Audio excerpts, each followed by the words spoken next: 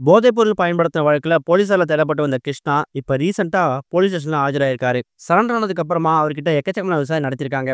அது பத்தாதுன்னு விசாரணை நடக்கக்கூடிய அந்த நேரத்துல, இன்னைக்கு காலையில இருந்து அவர் வீட்ல 2 மணி நேரத்துக்கு மேல ஒரு மிகப்பெரிய சோதனை நடத்தப்பட்டிருக்குது. தமிழ் சினிமால ஒரு பிரபலமான நடிகரா வலம் வந்திருக்கக்கூடிய ஸ்ரீகாந்த், அப்புறம் இன்னொரு பக்கம் நடிகர் கிருஷ்ணா, இவங்க 2 பேருமே போதைப்பொருள் பயன்படுத்துனாங்க அப்படிங்கிற செய்தி தமிழ் சினிமா வட்டாரத்துல பெரிய பரபரப்பை ஏற்படுத்துச்சு. பிரபலமான கட்சி நிர்வாகி ஒருத்தர் கிட்ட இருந்து ஸ்ரீகாந்த் அடிக்கடி வந்து போதைப்பொருள் வாங்கினதும், அத பயன்படுத்துறது உறுதி செய்யப்பட்டு, இப்ப புழல் சிறையில அடைக்கப்பட்டிருக்காரு.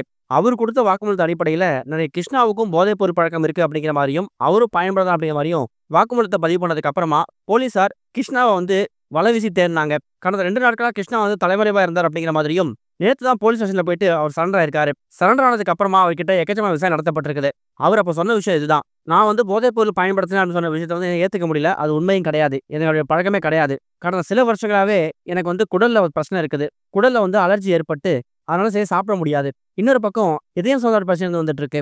இப்படி இருக்கும்போது நான் எப்படி போதைப்பொருள் எடுக்க முடியும் அப்படிங்கிற மாரி அவர் தரப்பு விளக்கம் குடுத்திருக்காரு. ஸ்ரீகாந்த் எனக்கு வந்து நல்ல ஃப்ரெண்டு தான். எக்கச்சக்கமான பிரைவேட் பார்ட்டி, பப் இதெல்லாம் போய் நாங்க வந்து ஊர் சுத்துவோம். ஆனா எக்காரணத்த கொண்டும் நான் போதைப்பொருள் பயன்படுத்துறது இல்ல. எனக்கு ஏற்கனவே உடம்புல ஏற்கனவே பிரச்சனை இருக்கு. இது போக நான் எப்படி போதைப்பொருள பயன்படுத்துவேங்கிறத வாக்குமூலம் குடுத்திருக்காரு. ஸ்ரீகாந்துக்கு எப்படி ரத்த மாதிரியை எடுத்து அவரு போதைப்பொருள் பயன்படுத்தினாரா அப்படிங்கிறத கண்டுபிடிச்சாங்களோ, அதே மாரி கிருஷ்ணாவோட ரத்த மாதிரியை எடுத்துமே ஆய்வு நடத்தியிருக்காங்க. அந்த ஆய்வுலயும் கிருஷ்ணா வந்து போதைப்பொருள் பயன்படுத்தல அப்படிங்கிறது உறுதியாகப்பட்டிருக்குதாம். இதுக்கிடையில கிருஷ்ணா அவர் வீட்ல எதுவும் போதைப் பொருள வச்சிருந்திருக்காரா அப்படிங்கிற கோணத்துல அவர் வீடு முழுக்க சோதனை நடத்தப்பட்டிருக்கு. அந்த சோதனையில வீட்ல இருக்கக்கூடிய எல்லா பொருட்களையும் தரவா செக் பண்ணி பார்த்திருக்காங்க. குறிப்பா அவர் பயன்படுத்தக்கூடிய கார் முதற்கொண்டு போதைப்பொருள் சம்மந்தமா ஏதாவது பொருட்கள பதுக்கி வச்சிருக்காரா அப்படிங்கிற மாரி தேடி பார்த்திருக்காங்க. அதே மாதிரி எனக்கு வந்து உடல் சம்மந்த பிரச்சனை இருக்குன்னு சொன்னாருல்ல. அதாவது இதயம் சம்மந்தப்பட்ட பிரச்சனையும், குடல்ல வந்து பிரச்சனை இருக்குன்னு சொன்னாருல்ல. அது சம்மந்தமா வந்து மருந்து மாத்திரைகள் சாப்பிடுறாராங்கிற மாதிரி அந்த மருந்து மாத்திரையும் செக் பண்ணி பார்த்து, உண்மையாவே அந்த ஹெல்த் இஷ்யூ சம்மந்தமா தான் அவர் ட்ரீட்மெண்ட் எடுத்துக்கிறாங்கற கோணத்துல விசாரணை நடத்தப்பட்டு வந்துட்டு இருக்குது. கூடுதலா கிருஷ்ணாவோட மொபைல் ஃபோன வாங்கி செக் பண்ணி பார்த்து, அவரோட பேங்க் டிரான்சாக்ஷன், அதாவது யார் யாருக்கு எவ்வளோ பணம் அனுப்பியிருக்காரு, யார்கிட்டயாவது போதைப் பொருள வாங்கியிருக்காரா, இல்ல யாருக்காவது போதைப் பொருள குடுத்திருக்காராங்கிற நோக்கத்துல அவர் மொபைல் ஃபோன செக் பண்ணி பார்த்திருக்காங்க.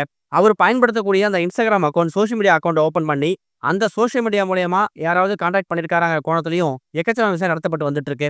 ஒரு பக்கம் கிருஷ்ணா அவரே போயிட்டு சரண்டர் ஆகி பல விஷயங்கள தெரிவிச்சிருந்தாலும், சந்தேகம் வந்து இன்னும் குறையல அப்படிங்கிற அடிப்படையில தான் அவர் வீட்ல வந்து சோதனை நடத்தப்பட்டிருக்கு. அந்த சோதனையில எடுக்கக்கூடிய பொருட்கள் எல்லாத்தையும் எடுத்துட்டு போயிட்டு, அதுல போதைப் பொருட்கள் எதுவும் இருந்திருக்கா, அதுக்கான தடயம் எதுவும் இருந்திருக்காங்க நோக்கத்துல தடயவியல் நிபுணர்களும் அவங்க சோதனைய ஆரம்பிச்சிருக்காங்க. ரத்த மாதிரி நடத்தப்பட்ட ஆய்வுல கிருஷ்ணா வந்து போதைப்பொருள் எடுக்கல அப்படின்னு கன்ஃபார்ம் ஆயிடுச்சு.